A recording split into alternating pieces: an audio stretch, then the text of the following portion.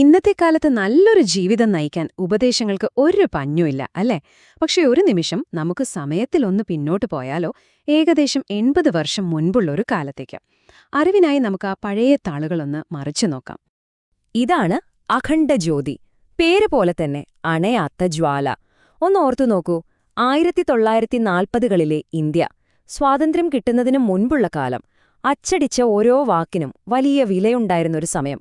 ആ സമയത്താണ് ഈ മാസിക ആളുകളുടെ കൈകളിലെത്തിയത്. ഇതൊരു നല്ല ചോദ്യമാണല്ലേ? ഇന്നത്തെ പോലെ ഗൂഗിളോ വെൽനസ് ആപ്പുകളോ ഒന്നുമില്ലാതിരുന്നൊരു കാലത്ത് ജീവിതത്തിലെ വലിയ സംശയങ്ങൾക്ക് ഉത്തരം തേടി മനുഷ്യർ എങ്ങോട്ടാവും പോയിട്ടുണ്ടാവുക? ഉത്തരം ഒരുപക്ഷെ ഇതുപോലുള്ള മാസികകളുടെ താളുകൾക്കുള്ളിൽ ഒളിഞ്ഞിരിപ്പുണ്ടാവാം. അപ്പോൾ നമുക്ക് ഒരുമിച്ച് ഈ ടൈം ക്യാപ്സ്യൂൾ ഒന്ന് തുറന്നു നോക്കാം. 1944-ലെ ഈ വഴികാട്ടിക്ക് നമ്മളോട് എന്താണ് പറയാനുള്ളതെന്ന് കാണാം. അഖണ്ഡജ്യോതിയുടെ ലക്ഷ്യം വളരെ വലുതായിരുന്നു കേട്ടോ. വെറുമൊരു മാസിക എന്നതിലുപരി അതൊരു ജീവിത വഴികാട്ടിയായിരുന്നു. ആത്മീയ കാര്യങ്ങൾ മാത്രമല്ല, ദൈനംദിന ജീവിതത്തിൽ വേണ്ട പ്രായോഗികമായ ഉപദേശങ്ങളും സമന്വയിപ്പിച്ച് എങ്ങനെ സന്തോഷമായി ജീവിക്കാമെന്ന് അത് പറഞ്ഞു തന്നു. ഈ മാസികയുടെ ഏറ്റവും പ്രധാനപ്പെട്ട വിഷയമെന്ന് പറയുന്നത് ആത്മീയ പുരോഗതിയായിരുന്നു. പുറമെയുള്ള ലോകമല്ല, നമ്മുടെ ഉള്ളിലുള്ള ലോകത്തെ നിയന്ത്രിക്കുന്നതാണ് യഥാർത്ഥ വിജയമെന്ന് അത് നമ്മളെ ഓർമ്മിപ്പിച്ചു. ഇതിന്റെയൊക്കെ അടിസ്ഥാനം സാധന എന്ന് പറയുന്ന ഒരു കോൺസെപ്റ്റാണ്. ഇത് വെറുതെ പ്രാർത്ഥിക്കുന്ന പോലെയല്ല കേട്ടോ.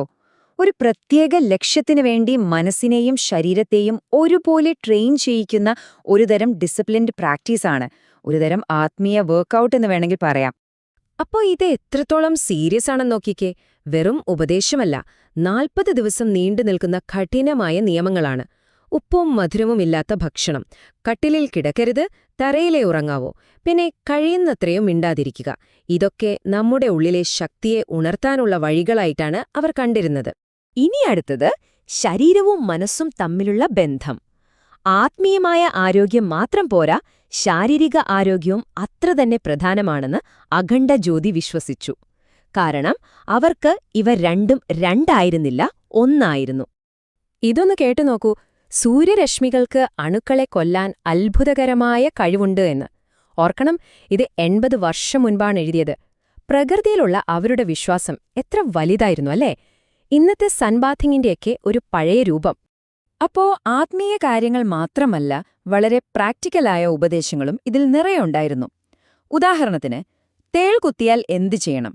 നെയ്യും ഉപ്പും മുതൽ പൊടിച്ച പുകയില വരെ എല്ലാം നമ്മുടെ വീട്ടിൽ തന്നെ കിട്ടുന്ന സാധനങ്ങൾ വെച്ചുള്ള ചികിത്സകളാണ്.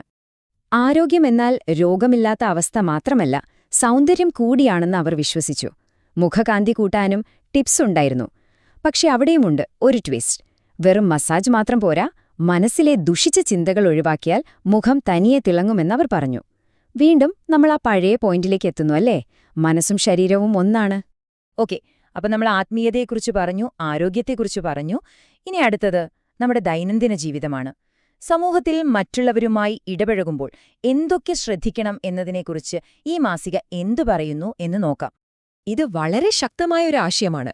നമ്മുടെ ചിന്തകളാണ് നമ്മുടെ ജീവിതത്തെ രൂപപ്പെടുത്തുന്നത്. പോസിറ്റീവ് ചിന്തകൾ നമ്മളെ പുരോഗതിയിലേക്ക് കൊണ്ടുപോകുമ്പോൾ നെഗറ്റീവ് ചിന്തകൾ നമ്മളെ നാശത്തിലേക്ക് നയിക്കുന്നു. വളരെ സിമ്പിൾ, ബ്ലാക്ക് ആൻഡ് വൈറ്റ് പോലെ. നിങ്ങളുടെ ചിന്ത എന്താണോ അതാണ് നിങ്ങളുടെ ലോകം.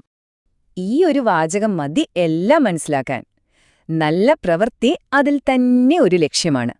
ഇതിന്റെ അർത്ഥമെന്താ? മറ്റെന്തെങ്കിലും നേട്ടത്തിനു വേണ്ടിയല്ല നമ്മൾ നല്ല കാര്യങ്ങൾ ചെയ്യേണ്ടത്. ആ നല്ല കാര്യം ചെയ്യുന്നത് തന്നെ ഒരു സന്തോഷമാണ്, ഒരു ലക്ഷ്യമാണ്. കാലം എത്ര കഴിഞ്ഞാലും ഈ ചിന്തയ്ക്കൊരു മാറ്റവുമില്ല അല്ലേ? അപ്പോൾ ഇത്രയും കാര്യങ്ങൾ നമ്മൾ കണ്ടു. 1944-ലെ ഈ വാക്കുകൾക്ക് ഇന്ന് എന്തെങ്കിലും പ്രസക്തിയുണ്ടോ? ഇതിൽ നിന്ന് നമുക്ക് എന്താണ് പഠിക്കാനുള്ളത്? ഇതാണ് ഇതിന്റെയെല്ലാം കാതൽ. ജീവിതത്തെ പല കഷ്ണങ്ങളായി കാണരുത്.